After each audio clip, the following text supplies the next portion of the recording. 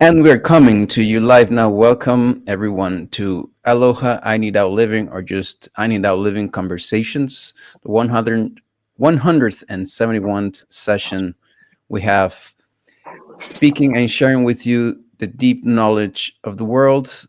This is Sacred Blue Heron Woman with you from Indianola, who will be sharing the sixth version, the sixth session on Into the Absence of the Sacred, the Abyss of the System, different aspects and things about the system. We're going telling stories about, well, they're not stories, they're histories. They're historical facts that go overlooked and that we must hear and learn about so that we understand what world we're living in. So that's what we've been doing lately. And I'm Julian Katari, and welcome to this session.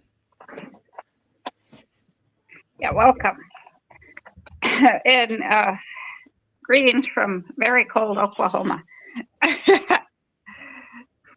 And what this is all about is helping us, because as I said a few weeks ago, since the beginning of time, since humans have walked the skin of our Pachamama, we've always wondered, is there a God, or is there a higher power? And who holds the power? Who has the power? Do we have power? And how do we fit in things? And this is in the absence of the sacred, when people knew, and this is where the aloha part comes from, because I was first introduced to an eco-cosmovision. I had no clue at that time what it meant through a Hawaiian, a lady who did Hawaiian massage. So that's where the aloha comes from. That was my first introduction to an indigenous eco-cosmovision. What the hell did that mean? That's precisely what I just said, how we fit into the story of creation, and how and what our place in it is. And since we have no sacred in our Western worldview, this is in the absence of the sacred. We have no eco-cosmovision. We have no freaking clue how we fit into the nature of things, the natural order. That's what it is. Carlos Barria said that over and over and over in his book. Natural order. It's not natural law, because law is totally created by humans. It's natural order. Okay. So what have we created in this? Misery planning. Endless war and misery planning. And brutal imposition of the misery. So how has this misery planning been cleansed of its crimes? Well, for a brief period, it seemed that the crimes of the Southern Cone would stick to the neoliberal movement and discredit it before it exploded beyond its first laboratory, which was Chile or Argentina, or Chile, right? A New York Times columnist asked if the pure Chicago economic theory can be carried out in Argentina and Chile only at the price of repression. Should its authors feel some responsibility? After the murder of Orlando Letelier, grassroots activists picked up his call for the intellectual architect of Argentina and Chile's economic revolution to be held responsible for the human costs of the policies. Students at the University of Chicago now were so disturbed to learn of their professors' collaboration with the juntas that they called for an academic investigation into Milton Friedman. Then Orlando Letelier got assassinated by the juntas, probably by the CIA. News came out that cut short the debates about how Pinochet's crimes reflected on the School of Economics, so it was kind of dropped. And this news was the fact that Milton Friedman had been awarded the 1976 Nobel Prize for Economics for his original and weighty work on the relationship between inflation and unemployment. 1 year later, Amnesty International won the Nobel Peace Prize for its courageous and crusading work exposing the human rights abuses in Chile and Argentina.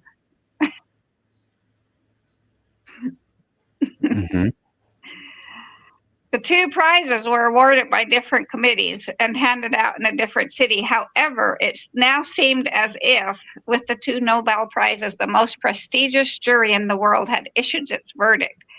The shock of the torture chamber was forcefully condemned, but the economic shock treatments were to be applauded, and that the two forms of shock were totally unrelated.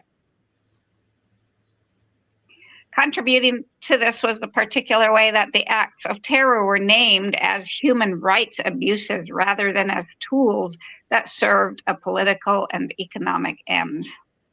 Mhm. Just rename it, right? Just shapeshift it.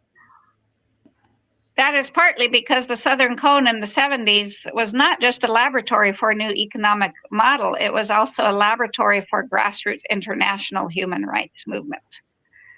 That movement unquestionably played a decisive role in forcing an end to the junta's worst abuses.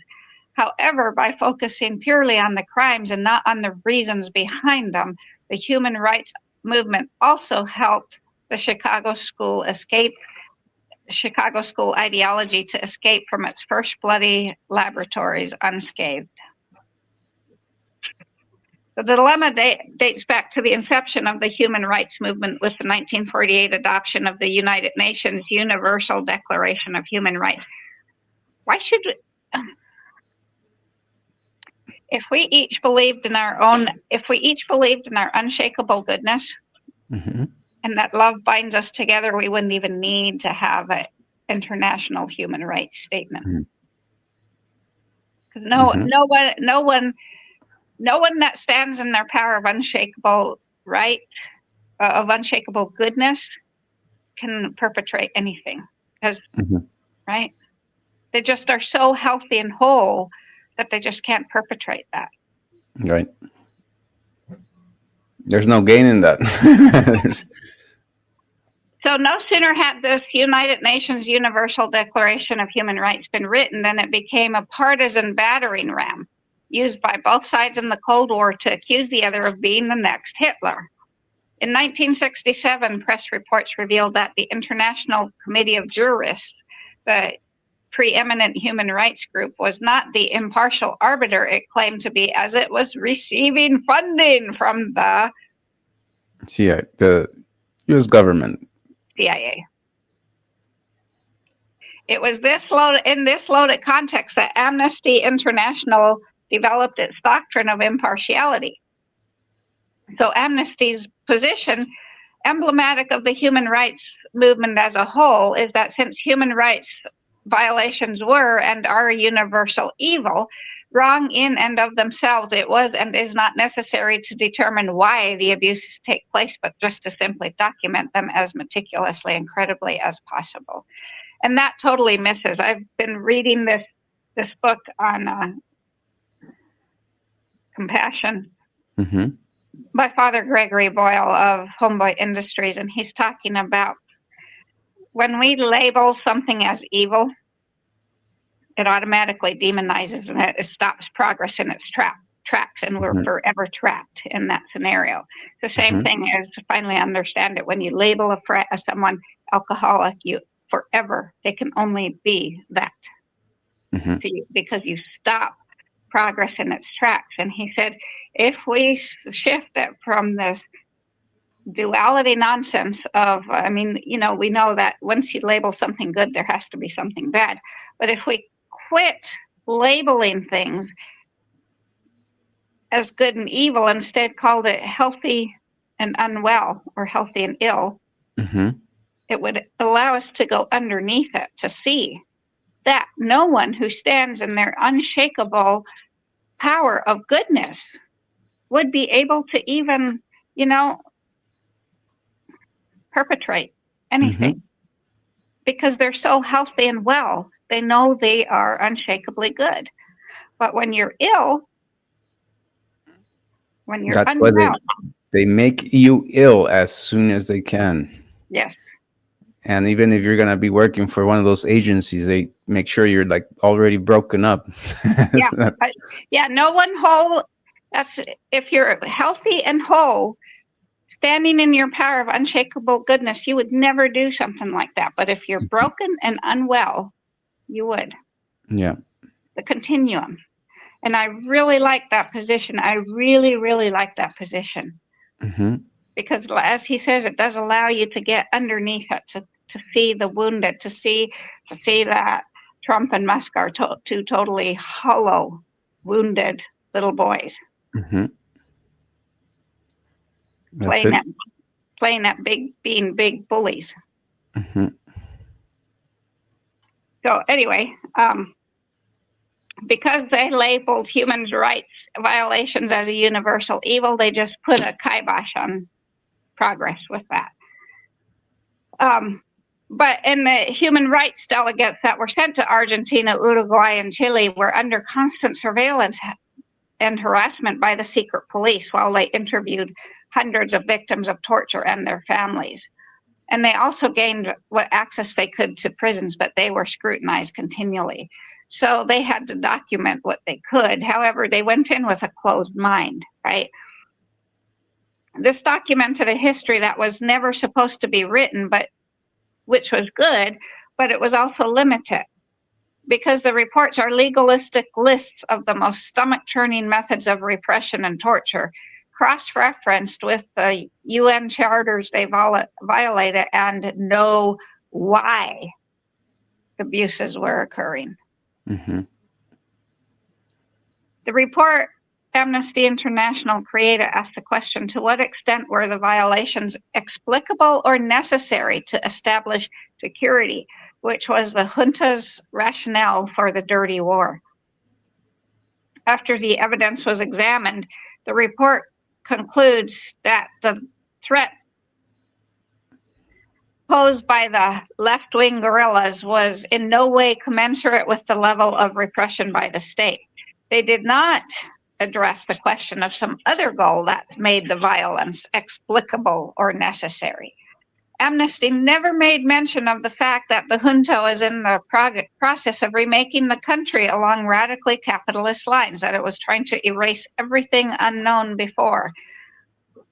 It offered no comment on the deepening poverty or the dramatic reversal of programs to redistribute wealth, although these were the policy centerpieces of the junta rule. Mm-hmm. Their report carefully lists all the junta laws and decrees that violated civil liberties and yet named none of the economic decrees that lowered wages and increased prices, thereby violating the right to food and shelter, also enshrined in the UN Charter. So they totally separated, piecemeal things out, right? So, and that's it's kind of funny that they did that, because that's the whole goal of Milton Friedman, is make the government a core and subcontract and subcontract and subcontract and subcontract till no one knows what the fuck anyone else is doing. Under Milton Friedman's rule, like in Iraq, Mm-hmm. you got a contractor, got the government contract for installing fans in a building, and finally 4 contractors down the line, 1 fan might be installed that doesn't work after they leave. And this is how Amnesty International worked. Okay. Right? Just couldn't piecemealing and piecemealing and piecemealing so that nothing got put together to present this whole picture. In another omission, Amnesty presented the conflict as one restricted to the local military and the left-wing extremists. No other players were mentioned, not the US government or the CIA, not the local landowners or the multinational corporations.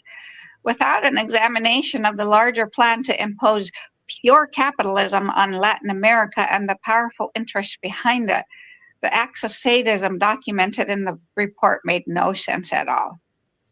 I just said that. Subcontract, subcontract, subcontract. So, right? Mm-hmm. Metaphor, right? They just seem to be random, free-floating bad events drifting in the political ether or zeitgeist, spirit of the time, to be condemned and not understood so that they could be repeated. Every facet of the human rights movement was functioning under highly restricted circumstances for different reasons. Inside the countries, the first people to call attention to the terror were friends and relatives of the victims, but there were limits on what they could say. They couldn't talk about the political or economic agendas behind the disappearances because to do so was to risk being disappeared. And so they all learned the new language of universal human rights, scrubbed clean of references to the rich and poor, the weak and the strong, the North and the South. This way of explaining the world, so popular in North America and Europe, simply asserted that everyone has the right to a fair trial and to be free from cruel, inhumane, and degrading treatment. It doesn't ask why. It just asserts that everyone has, or it just asserts that you have a right to a trial. It doesn't say, well, why are you on trial? Mm. Right? Mm-hmm. In the mixture of legalese and human interest, they learned that their imprisoned compañeros were actually prisoners of conscience whose right to freedom of thought and speech, supposedly protected under Articles 18 and 19 of the Universal Declaration of Human Rights, had been violated. For those living under dictatorship, the new language was essentially a code, just as musicians hid the political messages in their lyrics and sly metaphors. They were disguising their leftism and legalese, a way of engaging in politics without mentioning politics. But the people of Amnesty International weren't picking up the story through this. Right? The refusal to connect apparatus of state terror to the ideological project it served is characteristics of all human rights literature. Amnesty's reticence could be understood as an attempt to remain impartial amid Cold War tensions, yet there's another factor at play: the almighty dollar. Okay. Right? Money. The most significant force of funding for this work was the CIA. Ford Foundation. Okay. There were two big players in Argentina and Chile. One was the CIA and one was Ford. Okay. Right?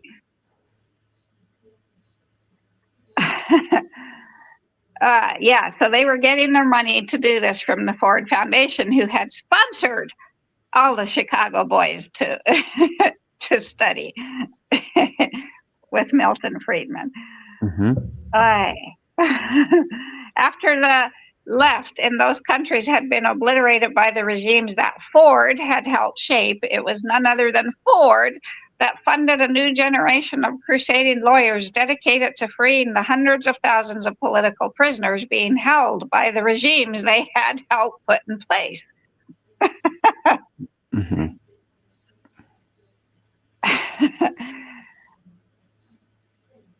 So Ford defined the field of human rights as narrowly as possible with its funding. The organization's attitude with the Southern Cone was, how can we do this and not get involved in politics and economics? So in the Southern Cone, the contradictions were surreal. The philanthropic legacy of the very company most intimately associated with the terrorist apparatus that was accused of having a secret torture facility on its property and of helping to disappear its workers, was the best and only chance of putting an end to the abuses. That's the dichotomy of this stupid program of Planet Misery. Right? So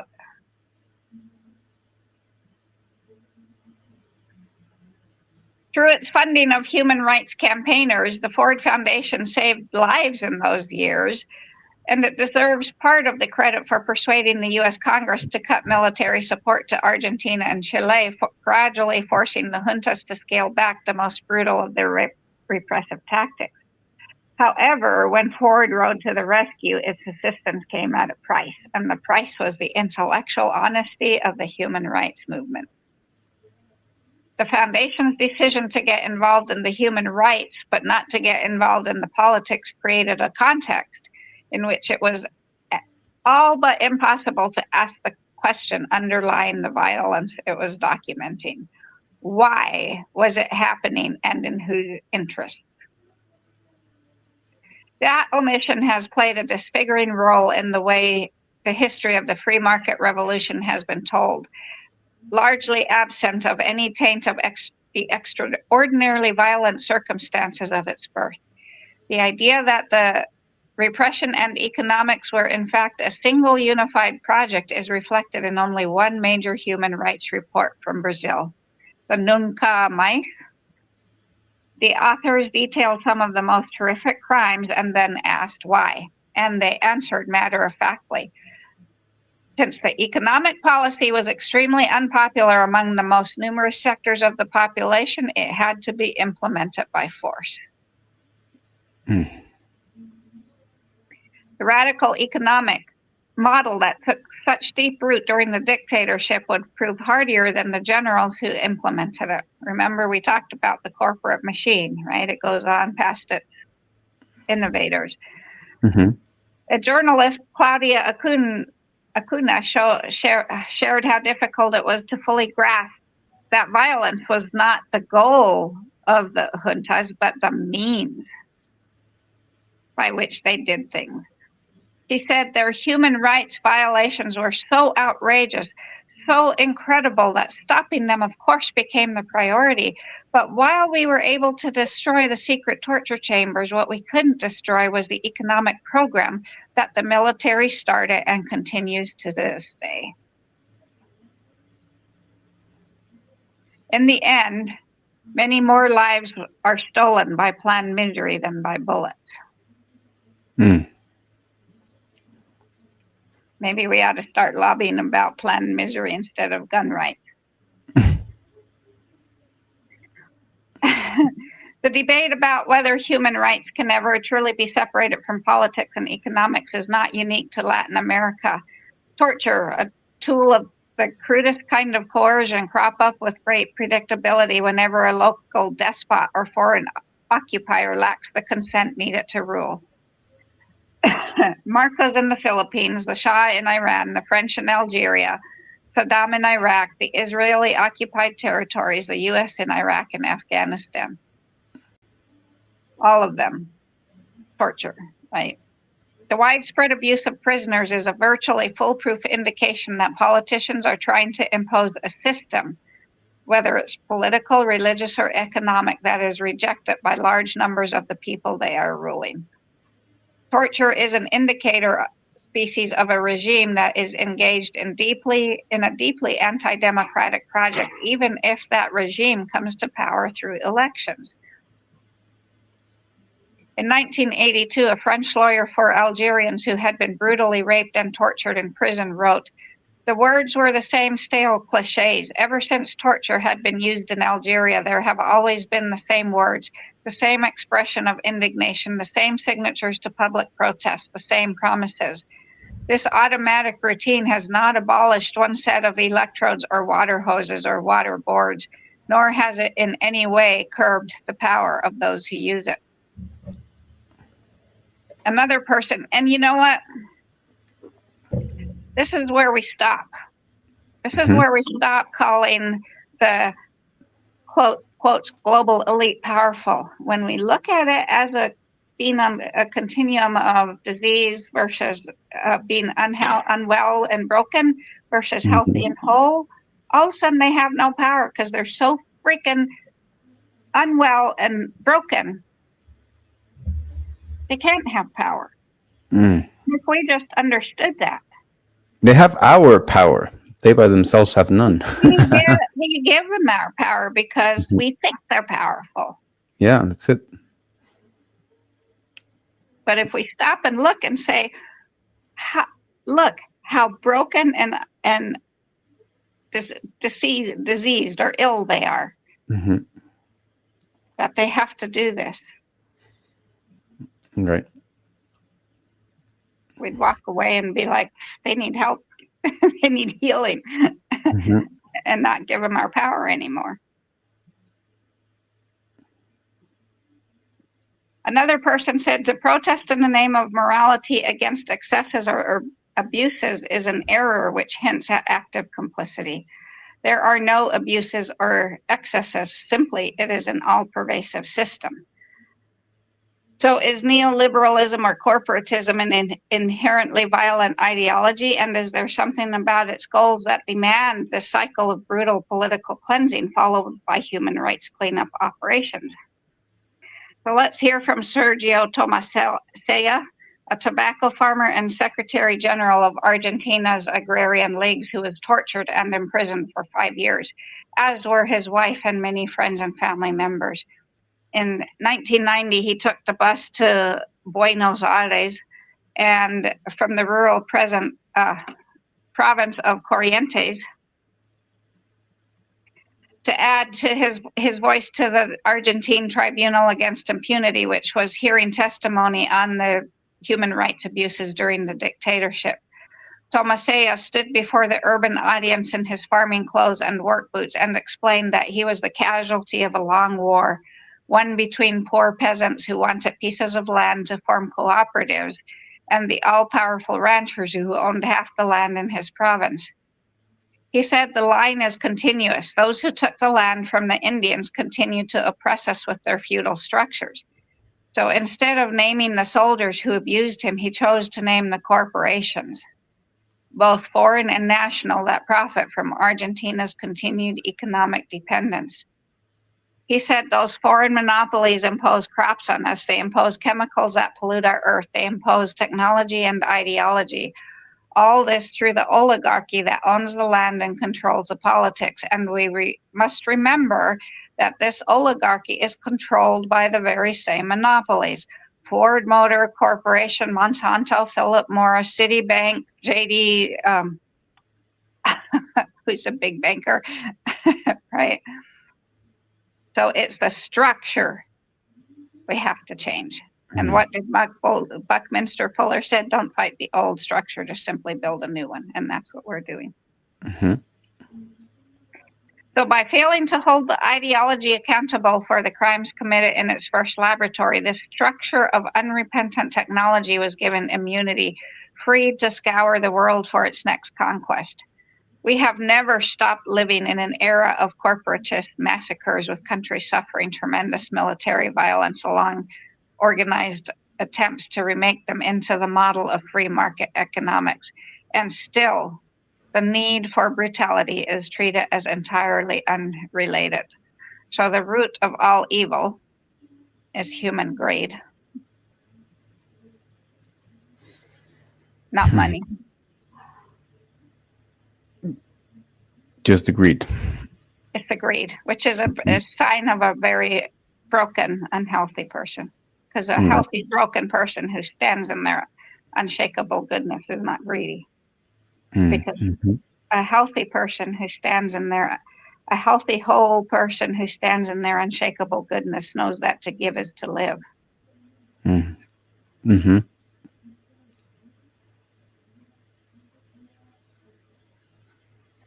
So that is how they got cleansed of their crimes. Okay. And next week we're going to talk. It won't be as detailed as Argentina, Chile, and Bolivia were, because those were the most brutal. But we're going to go into Poland, Russia, China, South Africa. Wow. So a whole lot of history that we should all be knowing. And talk about how it went on. Actually, I think we're going to talk a little bit more about Bolivia too, with Poland, because it's the same man, Jeffrey Sachs. Okay. that created the Bolivia mess that was in Poland. I think there's a bit of reference, but it's Poland, China, South Africa, and Russia. We're going to show how the same program caused the same issues. And then after that, we're going to go into Iraq and how, oh my God, the atrocities that were committed.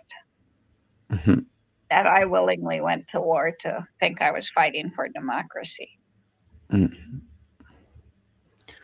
Wow. So it's a first, you have a first-hand relation to being, to speaking about this, to being able to speak about this. I mean, that's powerful, being, having been there and done that, and now you have a totally new perspective to share with people. And I think that's a lot more powerful than if you just were some kind of, person hasn't had to go through any hardship and has always been a good person. And or I mean, I'm not qualifying good or bad, but what I'm trying to say is that they Healthy, they were as just in healthy as a little castle somewhere, right.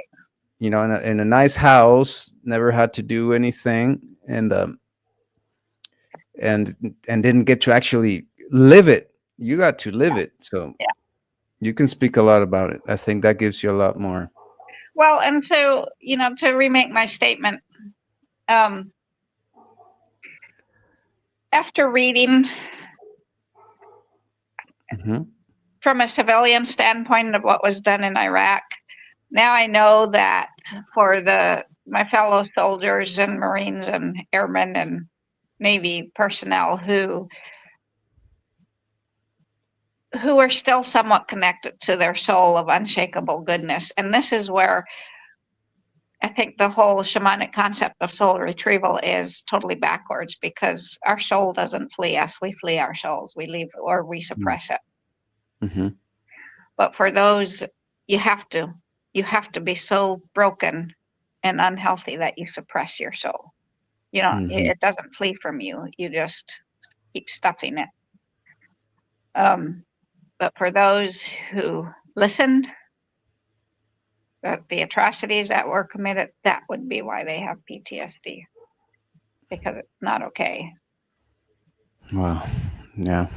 Because we went in literally to wipe out a culture. Literally, there was no other reason we were there, was to wipe out a culture that was not allowing us in. Hmm. That's okay. That's powerful stuff to listen to. So we're going into a seventh session, right? Seventh session of 7th, and there'll be 8 and maybe 9, and then we'll be finished with the scope of misery planning. So for anyone listening to this, if you can't start seeing what's going on in the White House, Mhm. the pattern of this misery planning of privatization, cutting the government, cutting government spending, privatization for the benefit of a few. Mhm. Yeah. Okay, so that's the invitation. Next week, same time, 6:45 p.m. Central Standard Time, seventh session for Any Living Conversations seventh session of Into the Abyss of the System, Right. which would be the 172 session of Any Living Conversations. Alrighty, so we'll see you there, folks. Thank you for being here, and let us know that you are alive. Let us know. Ask any questions. Please participate. Don't let the system participate for you. You have to participate. And see you later then.